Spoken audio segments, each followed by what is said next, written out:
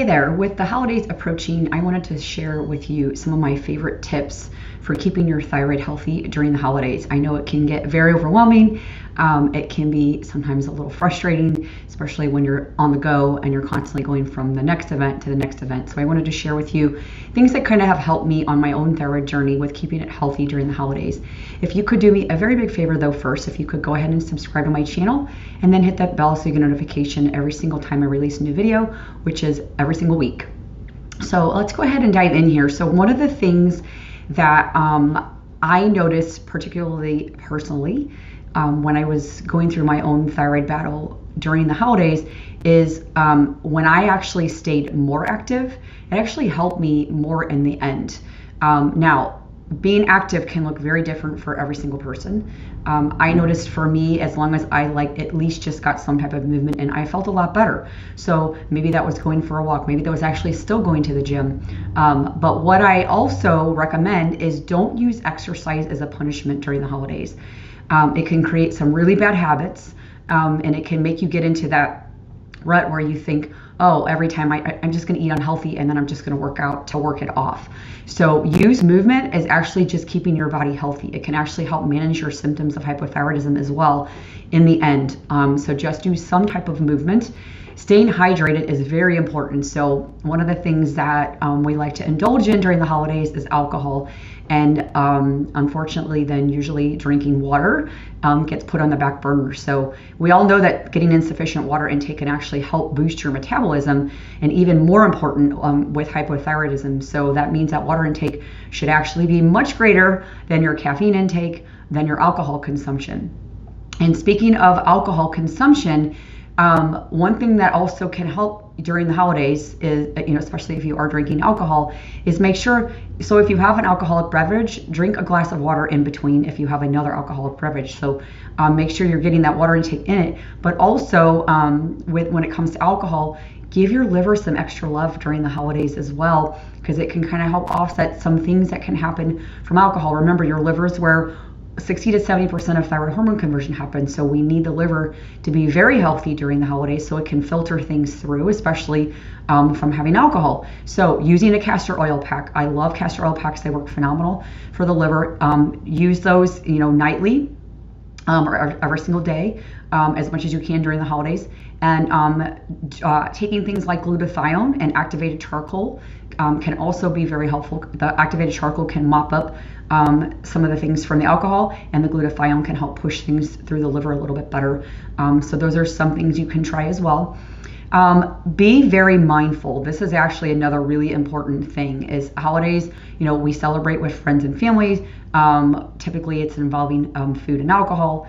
So focus on practicing mindful eating. So when you sit down to eat, actually eat and enjoy the food. Don't just rush through it, especially, you go from one event and then you're going to the next one and then you're going to the next one. You have 4 or 5 different places to go in one day or 2 days.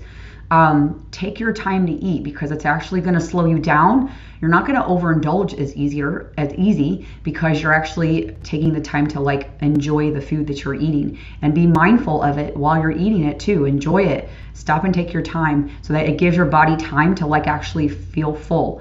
And then most importantly, if you overindulge and you have things you don't normally do, don't beat yourself up.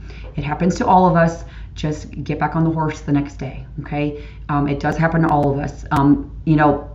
For me personally, I cannot have gluten. I wish I could, but my body just doesn't like it. So I just avoid it at all costs, even during the holidays. So I make sure I have alternatives for me. If I'm going to family functions, I bring things that are gluten-free. So if I need a treat, it's there. Instead of there's the cookies that have gluten in them, I'm just gonna have them anyways. I bring my own. So be prepared when you go to events like that. Be prepared. If you know that you are going to set yourself up and you're going to end up having a whole bunch of sweets and desserts that you're not going to feel good from, bring your own. So use gluten-free products. Use sugar alternatives as well. I love using coconut sugar, natural sugars. Even stevia as well, but coconut sugar, maple, honey, things like that, they don't affect me as poorly as if I'm having real sugar. So just be very mindful of that, because remember, sugar can create a lot of inflammation. So prepare yourself. If you're going to all these events, bring something that you know that you can eat so that you know you're getting something in and that's not going to drastically affect you or your thyroid for that matter. Another tip is to make sure you're getting some type of sunlight exposure.